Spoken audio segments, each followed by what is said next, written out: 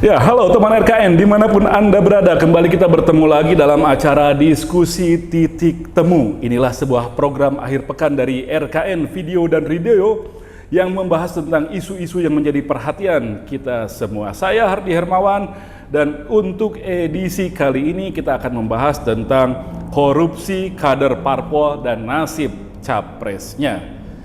Jadi teman RKN, kita dengar dalam beberapa hari terakhir ini ada semacam drama kecil lah ketika seorang kader partai politik digeledah rumah dinasnya, kebetulan dia menjadi menteri, si kadernya sendiri sedang ada di luar negeri, kemudian rumahnya digeledah, ditemukan uang sekian puluh miliar dan 12 pucuk senjata api.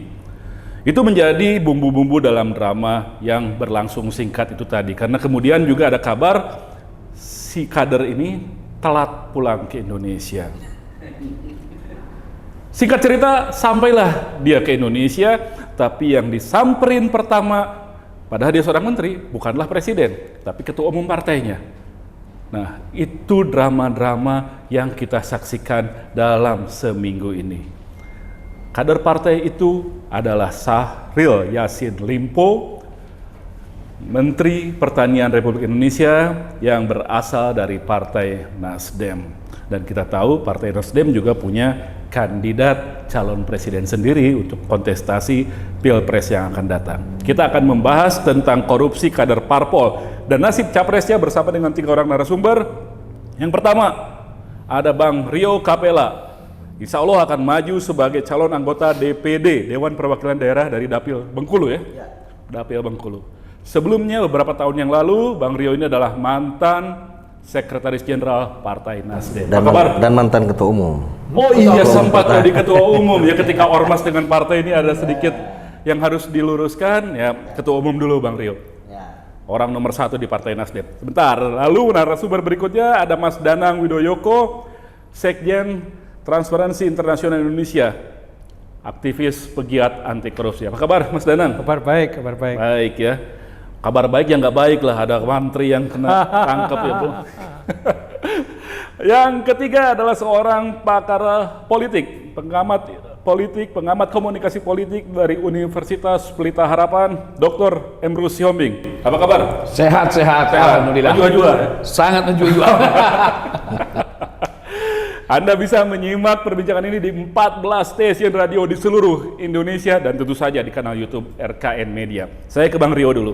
Ya. Kaget nggak Bang? Enggak. Kenapa?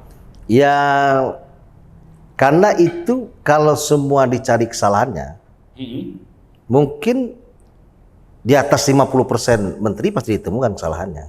Pasti ditemukan kesalahan. Ya, cuman jadi kan sistem kita ini cenderung mengarahkan pejabat itu ke arah korupsi. ya, makanya saya sering menyampaikan bahwa korupsi itu adalah satu akibat sistemnya yang tidak kuat gitu ya. Sehingga bisa dimasukin dengan peluang-peluang kebijakan-kebijakan yang bersifat koruptif. Yang kedua, memang sistemnya sudah bagus misalnya untuk melakukan pencegahan, tetapi kemudian ada mens rea, ada niat untuk melakukan tindak pidana korupsi itu ya. Kemudian yang ketiga itu ya orang terjebak aja karena nggak tahu, misalnya sama aja misalnya kalau ada kemacetan lalu lintas ketika tidak ada traffic light, ketika kemudian nggak ada polisi, ya orang akan saling serobot dan sebagainya ya. Itu kan menimbulkan kerumunan karena sistem tidak dibangun. Nah, kalau yang ini kira-kira karena yang mana? Ya, kalau menurut saya dalam kasus yang disampaikan oleh atau kita baca dari media, itu kan ada 3 klaster dalam kasus Syahril Yassin Limpo ya. Ada gratifikasi, pemerasan, ya, kemudian ada jual beli jabatan lah ya, dan sebagainya. Nah, menurut saya sih kalau jual beli jabatan itu suatu hal yang sangat kelewatan. Itu sama-sama mau dong. Ya, ada artinya dalam kementerian itu tidak ada sistem yang memberikan kesempatan para ASN ini untuk menunjukkan karirnya, menunjukkan prestasinya sehingga pantas untuk menduduki jabatan-jabatan tertentu. Nah, itu kan mengabaikan itu. Jadi mana yang setor lebih besar diangkatlah menduduki sebuah jabatan yang kira-kira basah dan sebagainya. Menurut saya itu merusak sistem itu. Iya. Jadi menurut saya sih dalam kasus ini mens rea-nya udah ada. Mens rea-nya lebih jelas, apalagi pemerasan ya. Apalagi pemerasan. Oh, oke. Iya. Jadi ada motif untuk Untuk ingin. tindak pidana itu. Gitu. Iya. Sesuatu yang sengaja bukan. Dan Anda tidak kaget dengan itu? Nggak kaget. Ya karena kenapa nggak kaget? Ya karena memang pertama itu seharusnya 2 kali jadi gubernur, pernah jadi bupati, sekarang menteri.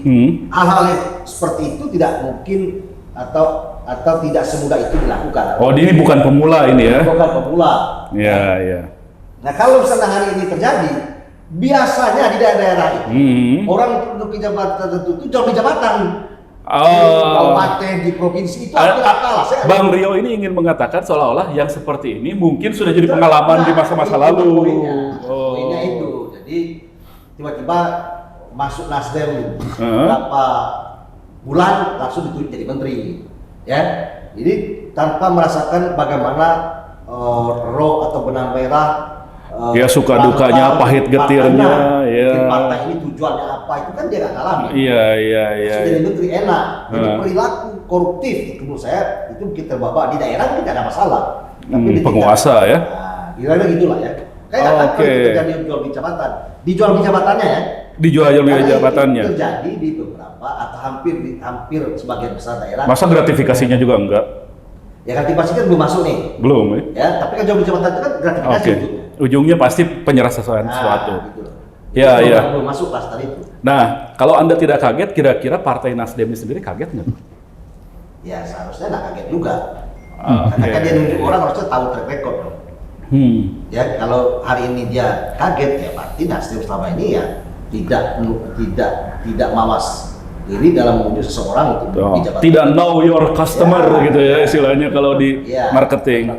Iya. Gitu loh. Jadi kalau hari ini pura-pura kaget segala macam. Anda cenderung ingin mengatakan partai-partai itu tahu dengan perilaku kadernya yang menjadi pejabat. Oh iya dong.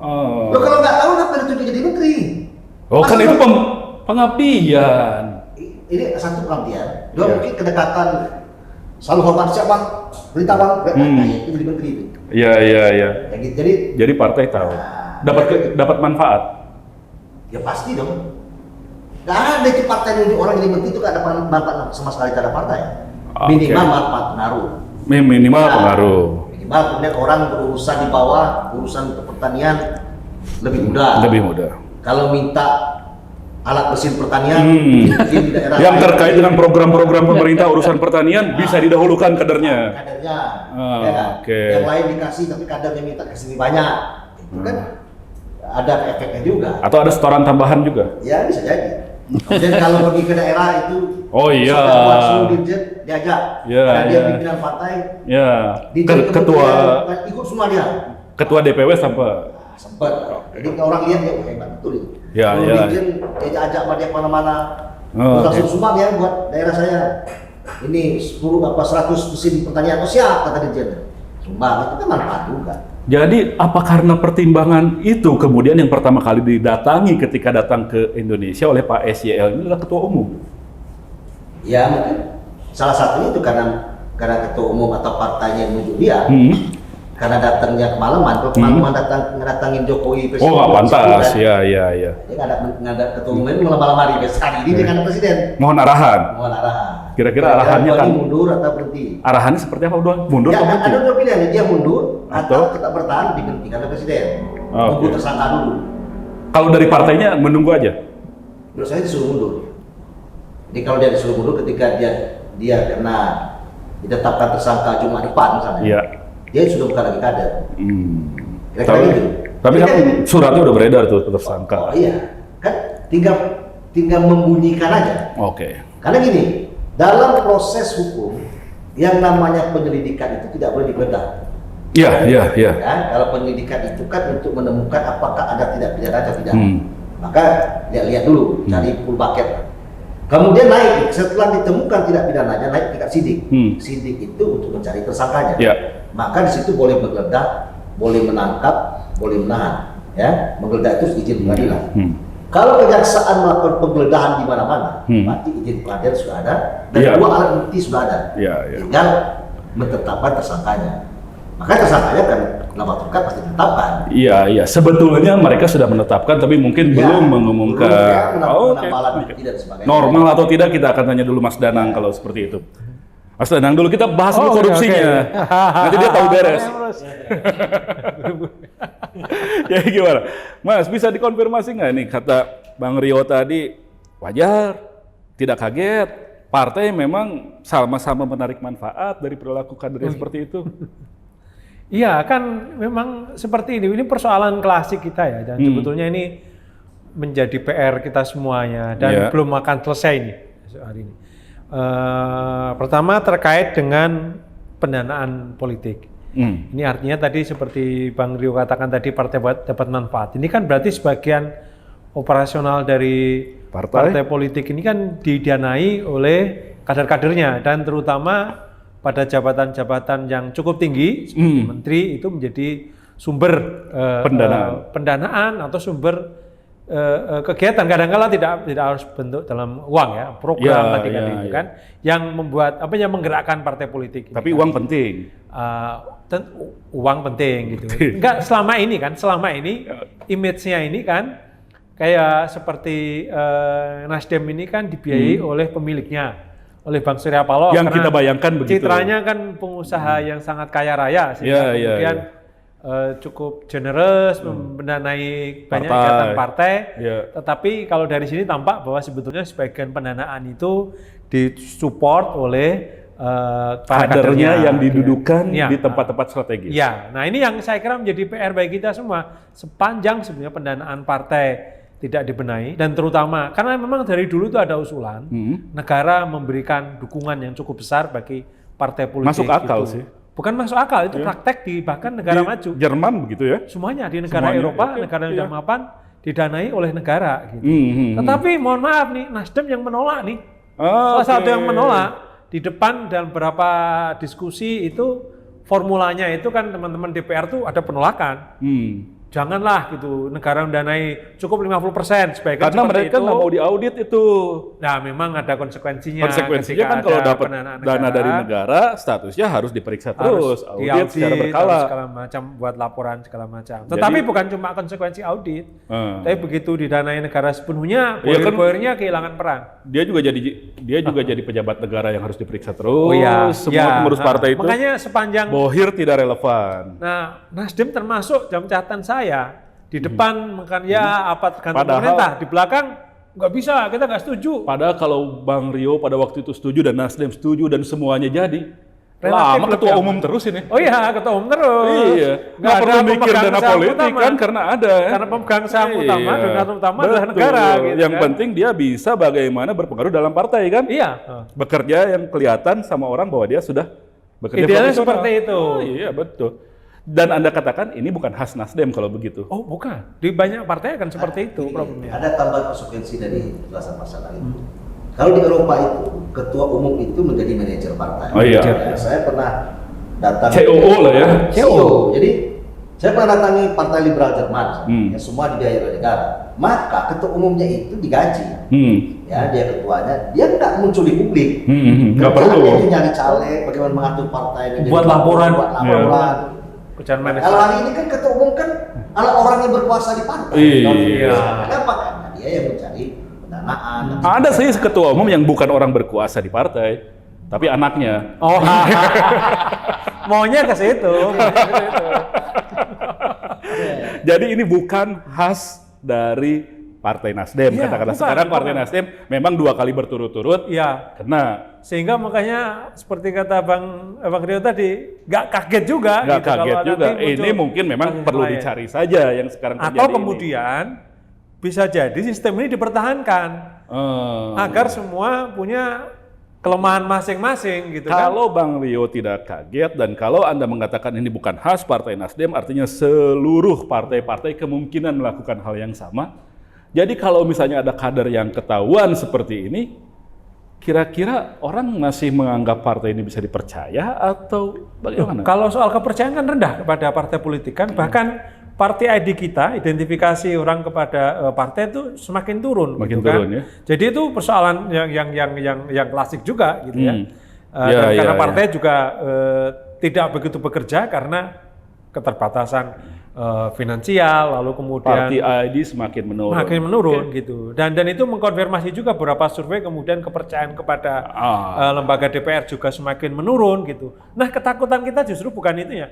Orang semakin tidak percaya itu justru bahaya bagi demokrasi kita. Tapi yang takut kan sepertinya cuma Anda gitu atau sebagian pengamat yang memahami situasi ini berbahaya. Berbahaya. Orang karena, partainya kan santai-santai aja. Iya. Jadi satu dampaknya ketika partai semakin melemah, tidak dipercaya berarti kan semakin melemah. Nah, artinya nanti akan makin banyak muncul pemimpin-pemimpin yang karismatik, yang populis.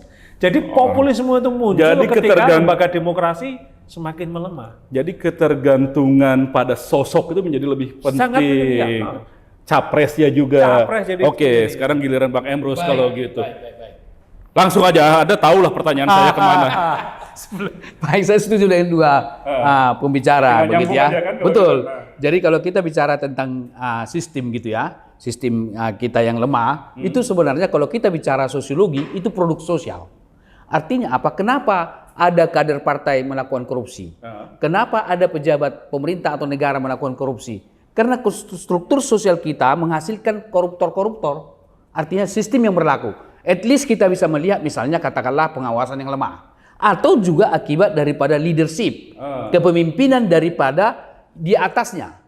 Dan juga kepemimpinan yang melakukan korupsi itu sendiri.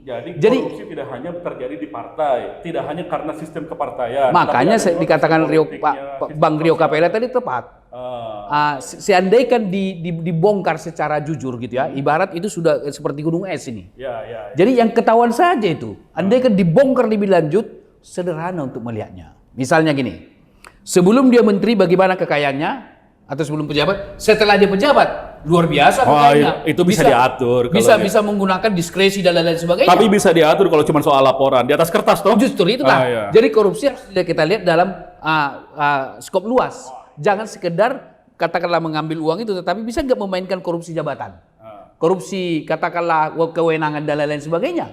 Maka terus terang saya mengatakan amat sulit di Republik ini untuk menghapus korupsi di Indonesia karena itu sebagai produk sosial. Nah, makanya saya tidak setuju ketika dikatakan korupsi itu oknum. Oh tidak, bukan oknum. Itu bagian dari keseluruhan sistem. Salah satu kita lihat contoh. Jadi budaya. Budaya. Jadi saya tidak sebut budaya. Budaya, tak berbudaya. Budaya. Nah, contoh konkret, misalnya di kementerian. Di situ kan ada inspektorat melakukan pengawasan. Mana mungkin dia melakukan pengawasan kepada menteri, gitu kan? Maka akan dikatakan seperti Pak Rio Capella tadi, petunjuk arahan dan lain-lain sebagainya. Kan ada BPK. Ada BPK. Buat terakhir lagi di BPK bermasalah nggak? Kemarin dapat berapa? 40 ya? Iyalah, BPK juga bermasalah lah. Jangankan BPK, jabatan yang membawa nama Tuhan yang Maha Esa mengetuk palu atas nama Tuhan yang Maha Esa. Berurusan itu dengan KPK Jadi Anda setuju bahwa secara kelembagaan partai-partai ini tidak membentuk sebuah sistem yang lebih rapi dan lebih solid. Betul, setuju. Lalu orang kemudian semakin tergantung pada harisma dan betul. Karena memang pendirian partai kita di Indonesia top down. Jadi coba kita lihat partai-partai baru yang berdiri. Apakah itu bottom up? Dari tingkat RT, RW dan sampai ke atas? Tidak gitu. Elit-elit yang menentukan baru turun ke bawah. Seolah-olah itu semacam air dari atas, sehingga pengambil keputusan siapa yang berjasa, siapa yang punya power, siapa yang punya logistik, sehingga tidak heran bagi kita itu dihitung dengan yang paling banyak memberikan katakanlah kontribusi. Maka nggak heran bagi kita di suatu partai saya dengar apa kata dewa, kan begitu ya? Ada itu apa kata katakanlah pimpinan Pak Lurah. Pak Lurah. Nah, ini langsung aja kalau gitu. Jadi kalau sudah begini, partainya kan kadung semuanya dianggap sebagai partai yang sama saja. Iya. Tidak ada perbedaan baik secara ideologi ataupun secara perilaku. Saya bisa buktikan itu. Tidak ada satu partai di Indonesia yang tidak ada kader yang tidak korupsi. Oke. Di setiap partai ada. Terus capresnya gimana? Capres yang mana nih? Capres yang kena dari partai Nasdem misalnya. Pak Anies Baswedan yang paling duluan udah setahun loh ini. Nah, baik. Kita lihat sekarang kan kader partai Nasdem itu ada 2 tingkat menteri yang sedang berurusan lah. Ada yang tersangka, ada yang sudah tersangka sebetulnya. Gitu kan. Nah, bagaimanapun persepsi publik terhadap partai itu pasti tidak baik. Oleh karena itu ada kemungkinan nanti PKB melakukan evaluasi juga. Tahan dulu. Tahan dulu, kita harus break dulu biar orang nunggu apa ini menarik kelanjutannya. ini. Anda katakan terakhir tadi PKB dan PKS mungkin akan melakukan evaluasi. Betul. Kita akan lanjutkan setelah ini.